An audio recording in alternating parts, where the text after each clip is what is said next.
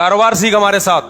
कल दो बंदे आए मेरे पास, दो नौजवान लौंडे, उनको मैंने कोई कारोबार बताया। हर महीने आप 6 लाख रुपए कमा सकते हैं, आप भी इसी तरीके से कमा सकते हैं। अपना तजर्बा शेयर किया कि मैंने बड़े बड़े गरीबों को करोड़पति होते हुए इस कारोबार में देखा है। हमारे नबी सल्लल्लाहु अलैहि वसल्लम ने क्या फरमाया, एक सहाबी आए, देखो ये है बिजनेस, एक सहाबी आए भीख मांगने के लिए, आपने फरमाया कि तुम्हारे पास कारोबार के लिए कुछ भी नहीं है। कुछ भी नहीं था उनके पास। ये जो मैंने इस बंदे दो लौंडे लपाड़ों को मशवरा दिया, ये इसी हदीस से अखज़ है। तो आपने फरमाया, नबी सल्लल्लाहु अलैहि वसल्लम ने, जो कुछ घर में है ले आओ। आपने ये थोड़ी फरमाया कि ऐसा करो, बिजनेस के लिए इन्वेस्टमेंट चाहिए, इन्वेस्टमेंट के लिए पैसा चाहिए, पैसे के लिए वसीम भाई चाहिए जो तुम्हें उधार दे दें। यार क्या हो गया भाई, इतनी अहम बात कर रहा हूं आपसे। कल दो बंदे आए मेरे पास, दो नौजवान लौंडे, कराची के, शक्ल से भी कराची के पूरे लौंडे। कराची का जो लौंडा होगा ना, जो पूरा होगा कराची का, वो शक्ल से फौरन पता चल जाएगा कहां का है। इसमें कहीं भी पंजाब या केपीके का जरा सी भी इसको हवा नहीं लगी है। ऐसे मैं तो कराची का ही हूं ना, मुझे फौरन पता चल जाता है ये प्योर कराची का लौंडा है। बारीक सा होगा, मुंह में गुटके की एक स्मेल आ रही होगी, ये कुछ अलामतें बता रहा हूं, ठीक है ना। बारीक, बातें ऐसी होंगी, ओ हो जैसे इससे बड़ा बदमाश दुनिया में पैदा नहीं हुआ। और होगा क्या, बारीक से, कहां से आ रहे हैं, किधर को जा रहे हैं, ये स्टाइल होगा बात करने का। उर्दू की ऐसी की तैसी की भी होगी उसने।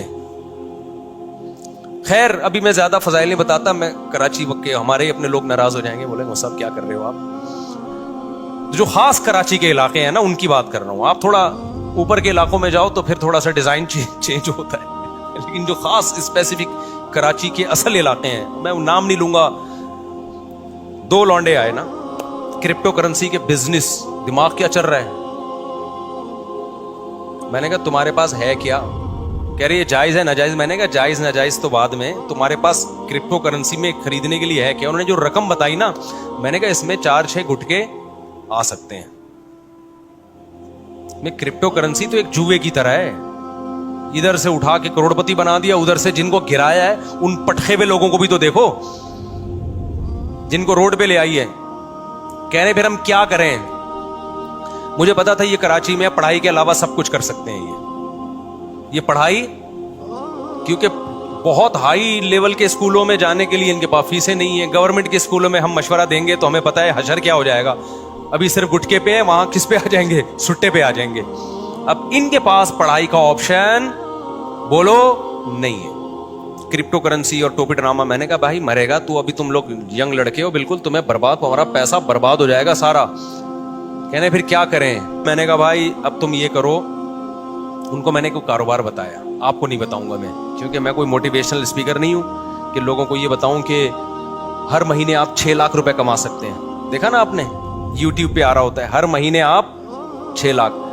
असल में इस तरीके से वो हर महीने 6 लाख रुपए कमा रहा है।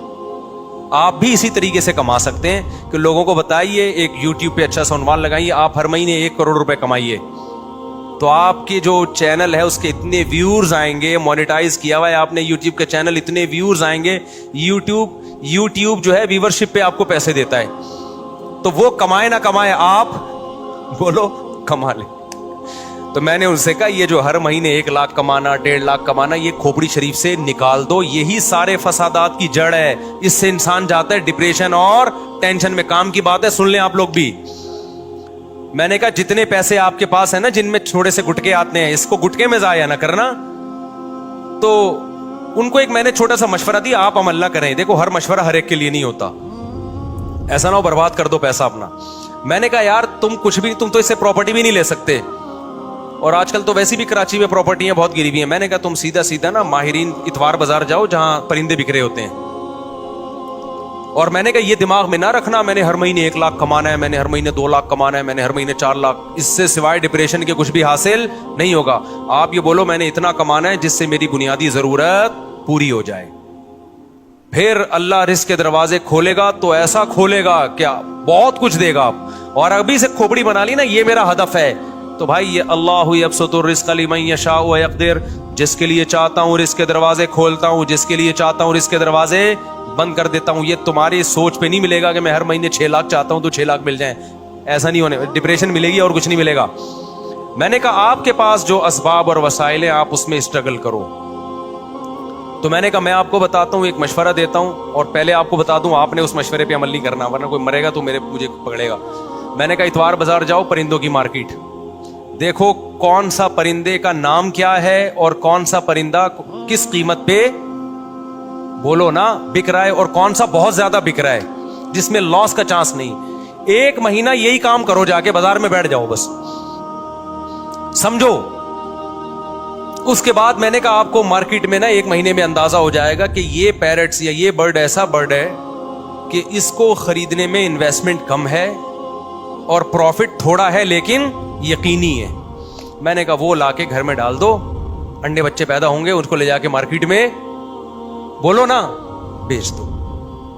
سمجھتا ہے؟ تو میں نے کہا اپنا تجربہ شیئر کیا کہ میں نے بڑے بڑے غریبوں کو کروڑپتی ہوتے ہوئے اس کاروبار میں دیکھا ہے. بڑے بڑے غریبوں کو دیکھا ہے کہ جنہوں نے محنت سے یہ کام کیا نا, بہت پیسہ کما لیا انہوں نے, لیکن اس میں لاس بھی بہت ہے. تو وہ پرندہ نہ خریدو جس میں لاس کا چانس ہو. سمجھتا ہے کہ نہیں سمجھتا؟ یہ جو پرندے آتے ہیں نا, یہ کیا نام ہے, چکس جو آتی ہیں, بلیک چک اور وائٹ چک آیا کرتی تھی ایک, یاد ہوگا اس کی قیمتیں آسمانوں پہ پہنچی ہوئی تھی. میں نے نہیں خریدی تھی اس دور میں بھی, میں نے اپنے گھر میں پرندے لے کے ڈالے ہوئے تھے برڈز, بزنس کی نیت سے. وہ سستے والے پرندے ڈالے ہوئے تھے, بہت زیادہ پیدا ہوتے تھے. تو اس وقت میں آزاد گھوم سکتا تھا, میں خود جا کے یہ کام کرتا تھا, اتوار بازار جا کے کسی کو بھی پہنا کے آ گیا. تو میرے پان گٹکے کا خرچہ نکل آتا تھا اس سے. میں وہ پان کھاتا نہیں نا, گٹکا کھاتا ہوں. پان گٹکے کا مطلب میرے جتنے دائیں بائیں, اس وقت میری 3 تھیں معذرت کے ساتھ, تو میرے پان گٹکے کا خرچہ اس سے بولو نا نکل آتا تھا. ہمارے دوست نے کیا, مفتی صاحب یہ کیا کر رہے ہو یار, یہ آپ سستے والے چکس لیے بھی آپ نے بلیک چک اور وائٹ چک لو, اس سے یہ ہوگا کہ ایک جوڑا 5-6 ہزار کا بکے گا, اور جب 100 بیچیں گے تو 5,000 کو 100 سے آپ ضرب دیں تو دیکھو فلاں نے گاڑی خرید لی, فلاں نے. میں نے کہا بھائی یہ مصنوعی چیز ہے. تو انہوں نے کیا کیا, کئی لاکھ روپے کا سیٹ اپ ڈالا, بلیک چک اور وائٹ چک کے انڈے بچے دے دنا دن ایک دم گئے, اتنا پیسہ آنا شروع ہوا. اس کے بعد بلیک چک اور وائٹ چک کی قیمتیں دھڑام سے جب نیچے آئی ہیں تو وہ بھی دھڑام سے کنویں میں چلے گئے, نیچے بھی نہیں. سمجھ میں آ رہا ہے کہ نہیں آ رہا ہے؟ بات نہیں آ رہی میرا خیال ہے. تو یہ جو جب آپ دماغ بنا لیتے ہو نا کہ ہر مہینے منتھلی اتنا, اور پھر کچھ موٹیویشنل اسپیکر جو بے وقوف ترین ہیں وہ آپ کو الو بھی بنا رہے ہوتے ہیں, تو وہ آپ الو بن جاتے ہو. تو اللہ, رزق اللہ کے ہاتھ میں بھائی. آپ حدیث میں آتا ہے, نبی صلی اللہ علیہ وسلم نے فرمایا, نبی صلی اللہ علیہ وسلم کو جب 2 چیزوں میں سے اختیار دیا جاتا تھا نا, آپشن ہوتا